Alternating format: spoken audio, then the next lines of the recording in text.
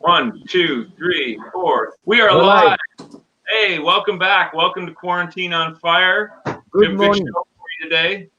We have a guest today. I'd like to Chef introduce Kevin. Kevin Hogan. Good Kevin morning. Kevin is a great guy. He's a good cook, and he's one of the instructors at Kitchen on Fire, among other things that he does. What else do you do, Kevin? You're looking at it right now. I do a lot of sitting here at home. But you cook though a lot though. You always We've been- experiment new classes. That's so cool, huh? Because Kevin has been an instructor for Kitchen on Fire for as long as we've been open. So that's 15 years or so. Or 5. Yeah. So, Crazy, Kevin, huh?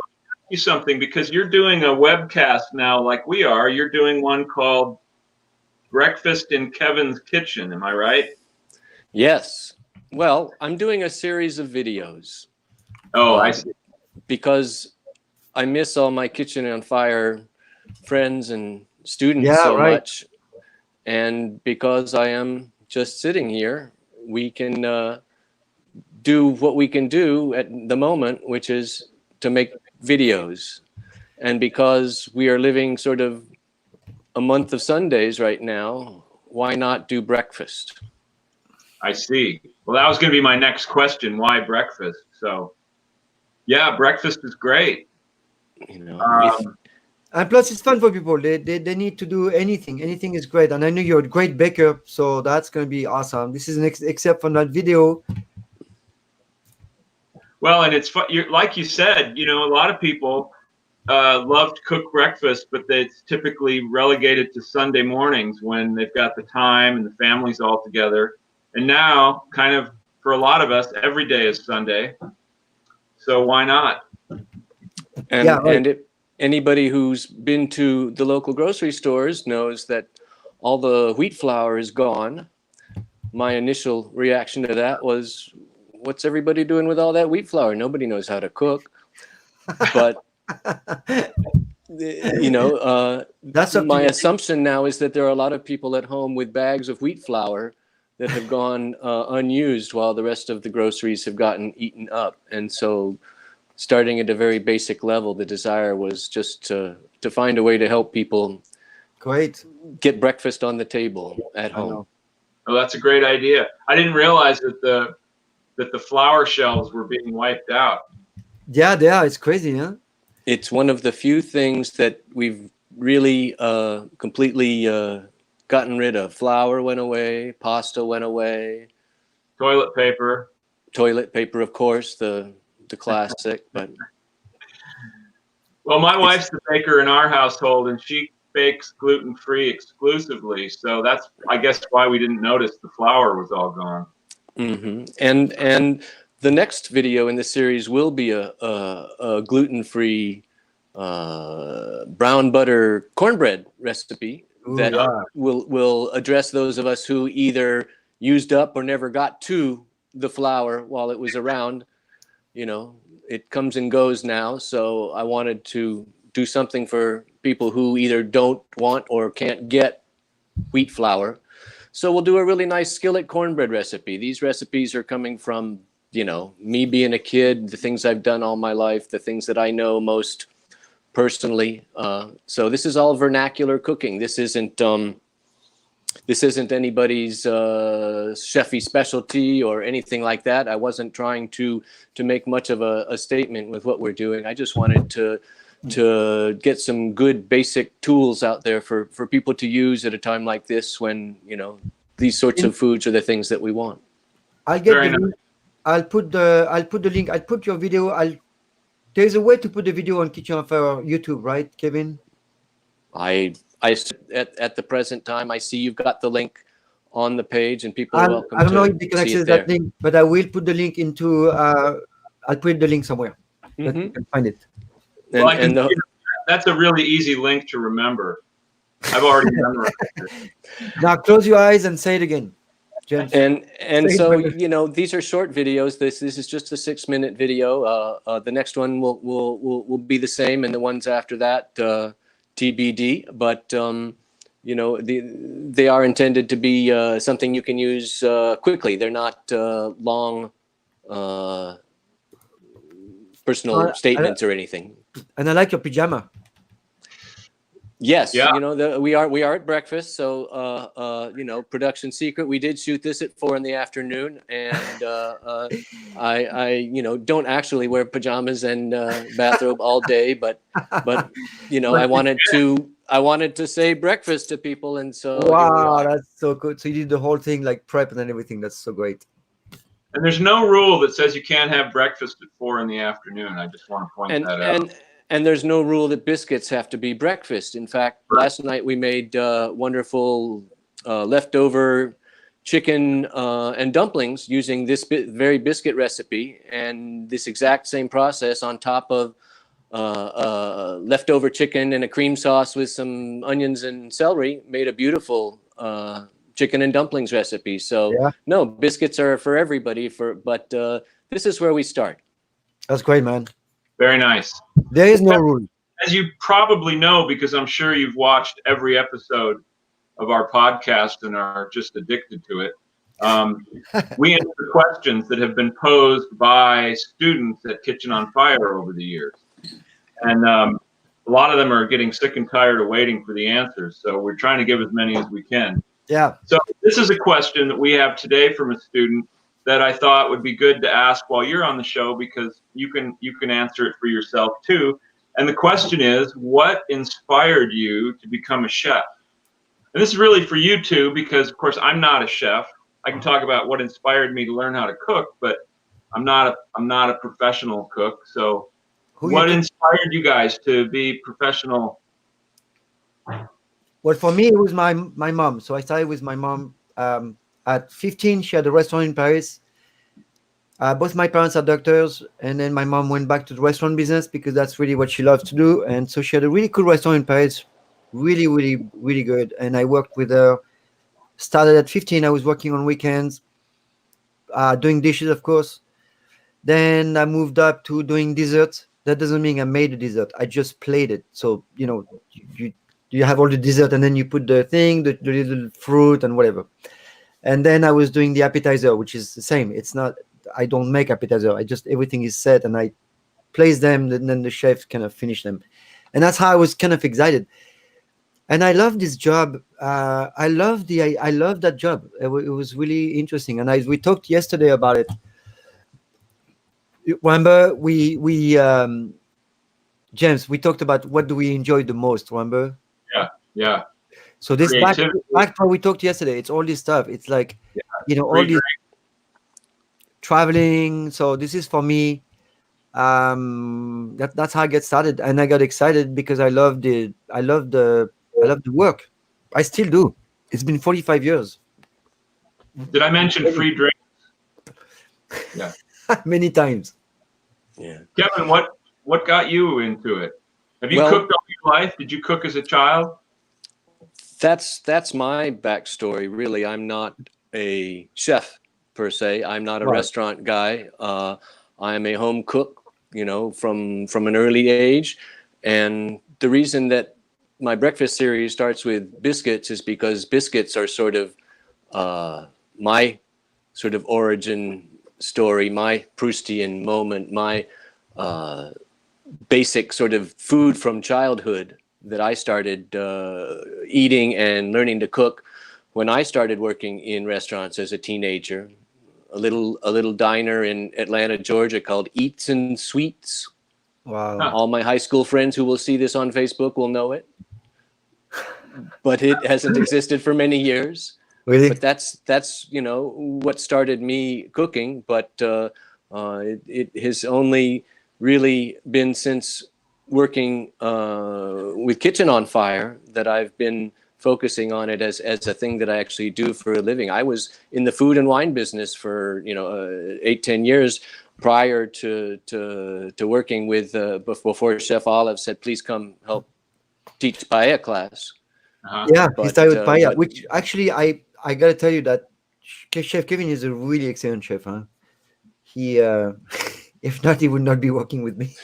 Yes, well, Was, here we are in limbo right now, but we'll, Well, you're a good instructor too. I've been in classes where you've been leading the class, and I always thought you were a good instructor. And you were with the Spanish Table for and I was their wine buyer for many years, and that's how I first started working with Kitchen on Fire. But great. before that, I had a whole different life, and as a stagehand that was nothing other than a restaurant patron. I say that proudly, not sort of by the way, because I want everybody to feel really good about not having restaurant experience as a prerequisite to getting things done in the kitchen. I'm Right. at Kitchen on Fire specifically to be the not restaurant chef. We have such wonderful chefs who have such wonderful professional training, and they teach very differently than I do because they have a very different sort of mindset. But we'll all get back together sometime soon, and people will come back, and we'll find a way to teach things. So in the meanwhile, we have you guys doing this, and I'm gonna keep doing videos and try and just keep everybody cooking one way or another. Whatever we can do, that's true. Exactly. Well, that's awesome. Well, thank you for joining. Yeah. We appreciate having you on the show. You're welcome Thank you. to hang out. Thank you for letting me premiere my video segment on your fabulous broadcast, and I'm sure it'll give me the bounce I need to really I don't want to say go viral, do I? But get popular. Right. Great. Yeah. No, this is very cool. All right. So- Well, good luck with it. And Kevin, you can hang out with us if you want to. That's fine. We're gonna keep. Cut me out. Bye. Okay. Bye, Kevin. we're going to beam you down now.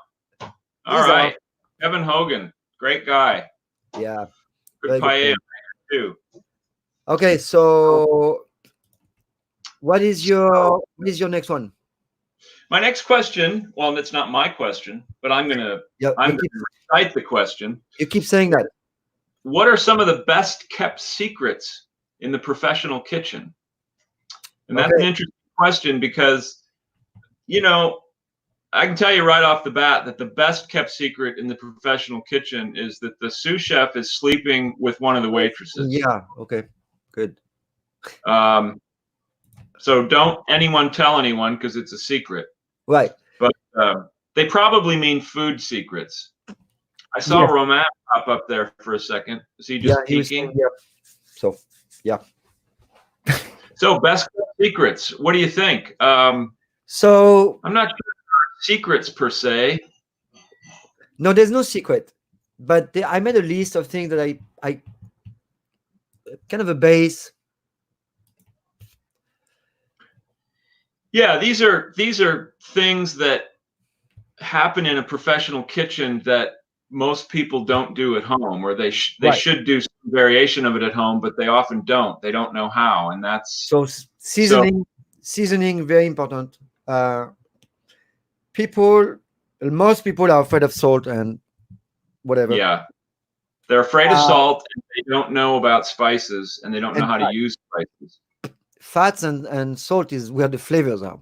So if you Right. remove those things, it's kind of like it's difficult. You need to add way more sugar into it, because if not, there's going to be no flavor. So that's the thing with salt and fats. They are really good and they help flavoring, and you don't have to put as much sugar. There's going to be something flavorful in your food somehow. I'm sorry. I've actually heard people say that one of the reasons they like to cook at home is because then they can control the amount of fat, and they can cook with very, very little fat and very, very little salt. And I just think, well, yeah, remind me not to eat at your house.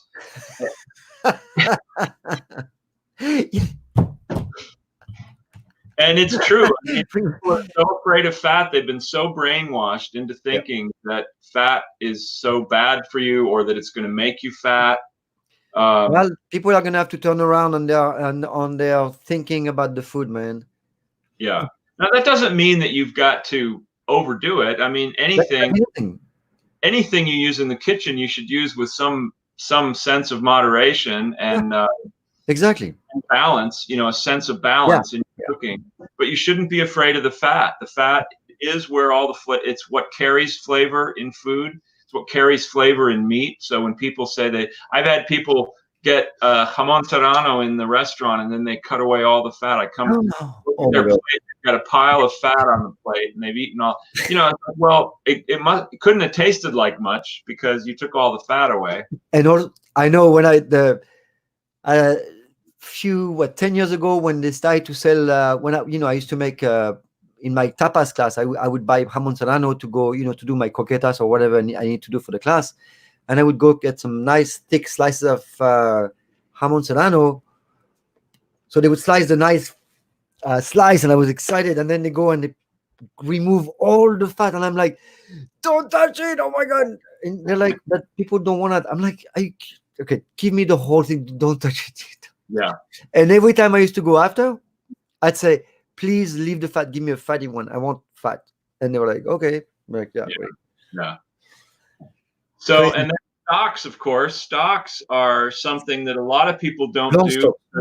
They don't think to do it, and then when they're cooking, of course, then they don't have any. So stock brings so much flavor to food. Anytime you're going to add liquid, 9 times out of 10, you can add stock as the liquid, and it's just going to create more flavor.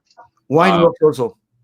Wine is great. Beer is great. Cider, all those things that rather than just sake, water. Chinese, there's a bunch of stuff. Vinegar. Yep. So let's talk about fat quickly. I want to, you can see butter and saturated fat. When we cook in restaurants, or at least in the old days, there was practically only butter, I think. Oh, and chicken Olivier he's frozen. There he is. He's back. So it was melted butter. So clarified butter. So what you do is you clarify the butter, you remove that the dairy, the protein, so it doesn't burn. So it goes higher in temperature. What we like about the saturated fat is that it cannot be oxidized.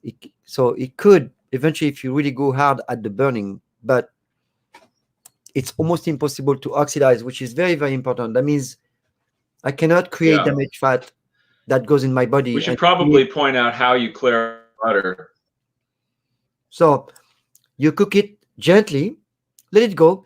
And actually, you don't even have to remove you can remove the foam as you go, or you can just let it drop and then strain everything. Yeah.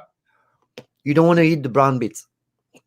This is also what's known in Indian cooking. This is what's known as ghee, right. Ghee, which is a real basis for a lot of Indian cooking. Lots of food, and they put a lot of it in there.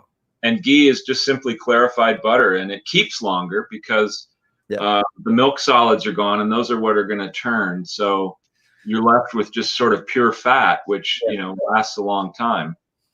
That fat, yes. Vegetables oil.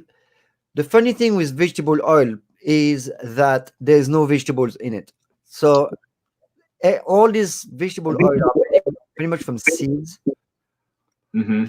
And the problem is... Oh, he's frozen again. He does this sometimes. How about now? I'm saying yes. So the vegetables oils are unsaturated. Uh-oh. It's just his pacemaker freezes. Oh. You can't talk. But you can hear me though, huh? Yes, I can hear you.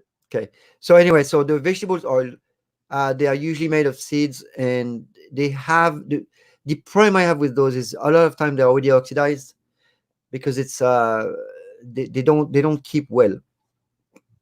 They oxidize really fast. They have an hydrogen ion to give away. So basically, they're not saturated; they're unsaturated, so they can be oxidized. Right. Saturated fat cannot be. So the vegetable fat can burn really fast and become damaged faster. That's it. That's why in the old days we used to eat bacon fat, chicken fat, lard, coconut is great, low temp. Olive oil is great, low temp, medium to low. Yeah, the thing about vegetable oils is and I think you said this, but we didn't. You kind of zoned out there a little bit, but they're just very, very refined. You can't eat these oils right. You can't just squeeze you can't just squeeze corn and get corn oil. So And you can obviously Well, you can, but it's a highly highly complicated processed. process. Whereas like olive oil, for example, you can. Olive oil is the only vegetable oil that you can eat right out of the fruit. When it's squeezed, you can eat it. But it is actually a fruit oil. That's true. You're right. It is not a vegetable oil. Yeah. Anyway, that's my opinion. Again, I'll share it, and I'm proud of it. There you go. And then what? Long stock has to be cooked for a long time because lots of nutrient, lots of flavor. That's where you get those flavor. If you make a sauce with a beef stock that's been cooked for about 72 hours, Yep. that sauce, if you do a mushroom sauce with that, that sauce is going to be insane. Yeah. A lot of people use veal because of we talked about that a long time ago, remember, James? Well, a lot of people don't want to use veal because of the. So that's why you can use beef or chicken and whatever you want. But those bones are going to give you a lot of nutrients. Also, we all know about bone broth. Actually, we can talk about bone broth the next time. Bone broth is awesome. Also, for making soups, I mean, you can start with water. Yeah, absolutely. If you have stock around, then it's always there when you need it. Yep. I knew somebody. Now you're freezing. Cube and put it in a sauce whenever they needed to. But right now is the time to make stock because we're all at home. We got lots of time. Now's the time to make a stock and take it 24 hours to cook a stock or 2 days. Just drink it. Like yeah, this is food. It's cheap food and it's awesome food. And then mise en place, which we talked about before. But again, this is a practice in a restaurant that allows them to cook really quickly. And but people don't realize that it helps them cook at home too. When you have all your ingredients together, everything laid out. That's how you cook easy, done, fast, efficiently. And it's really fun too when you have people over and you get your mise en place together early.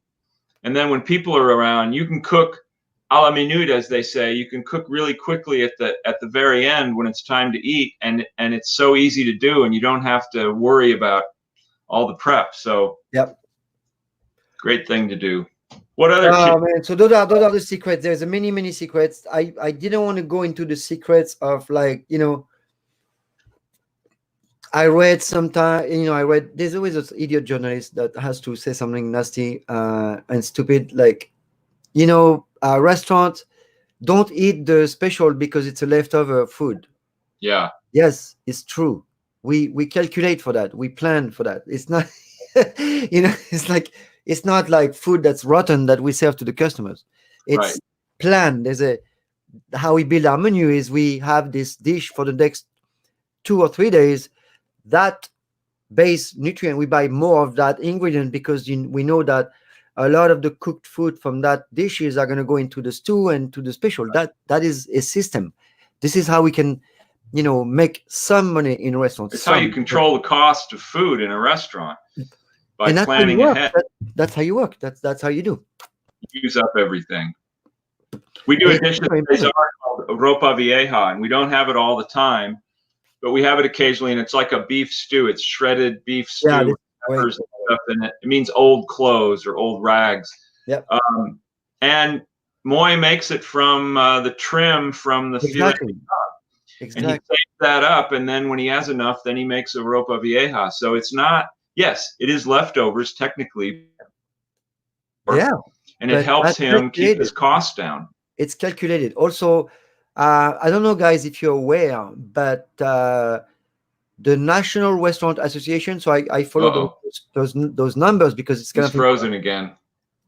Yeah, you freeze a lot too, James. Today you're freezing a lot also. Oh, I am too, really? I feel warm. So I lost my train. Well, we're talking about control. When you run a restaurant, there are certain costs that are fixed. You can't control your rent. You can't control the electricity, the phone, all these things that are just going to be the same every month. And what you can control are labor and your food costs. Right.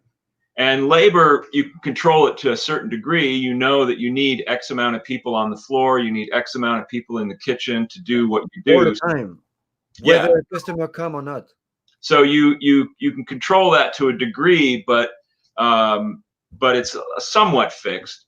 And then there's food costs, and food costs can vary enormously. And if you're not careful, it can put you out of business. If you throw a lot of food away. Right.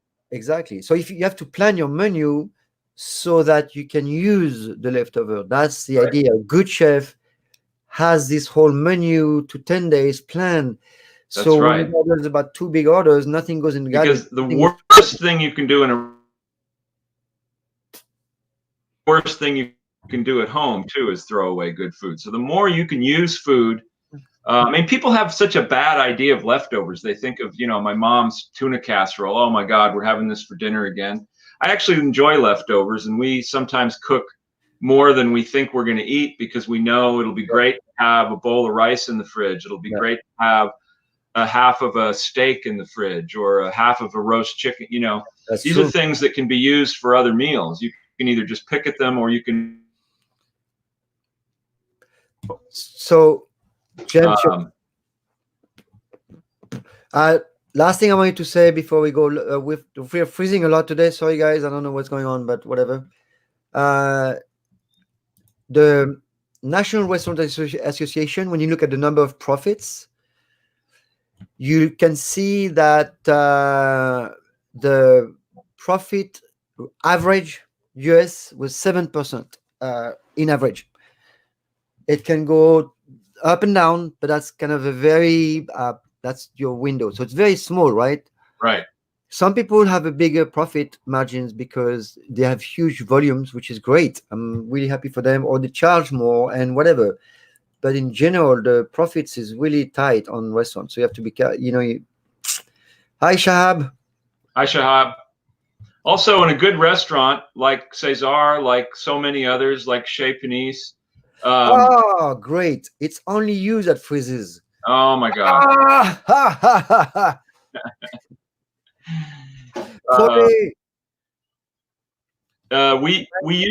We use top-notch ingredients. So, we buy better meat, we buy better fish, we buy as much as we can organic. So, that all adds up too. So the last thing you want to do is be throwing food away. Right. So it's funny because Frode is in Norway and he talks about freezing. That's interesting. Yeah. That's the pot calling the kettle black, Frode. It's actually going to be in the 70s here today, so I don't know why I'm. Salut, chef. Oh, good to see you. But he was my chef for a long time at Texas Coyote, a Tex-Mex restaurant in Paris. What a guy, man. We had such a great time. So you had a Tex-Mex restaurant in Paris owned by a Frenchman with a Norwegian chef. That's great. Not just any chef. He was one of the best, man. This guy could pull. Sometimes we had 500 people a day. It was a big place. 500 covers a day we do. It was insane. Insane. And we had one of the best food in Paris. It was one of the first Tex-Mex. I was so busy. It was insane. That place was packed. There was 3 bars, 6,000 square foot, nightclub open until 5 o'clock in the morning. I had 3 security guards at the door every day. It was insane. It was. And weren't you like the biggest consumer of the Cuervo at the time? I don't mean you personally. Well, but the restaurant was the biggest. Nationally, I was the biggest consumer of tequila out of everything. So I got all the budget for publicity. That's great. That was crazy. I completely launched Cuervo in France. It's funny. That's funny. And back then, Cuervo Gold was the big tequila. That was probably now I would not drink it because it's so sweet. Now it's disgusting. It's like, but at the time, man, it was nothing else. It was a couple of brands. Sauza was that, but the Sauza is even worse. I don't like those. They're too sweet. Yeah. Anyway, well, great. Hey, it was a great show today. I'm glad we had Kevin. So put a sweater for tomorrow. Yes, I will. I won't freeze. All right. Well, thanks for joining us today. Yes. Join us again tomorrow. We will be back. That's not a threat. It's a promise. And everybody stay safe, and don't be afraid of your kitchens. Yes.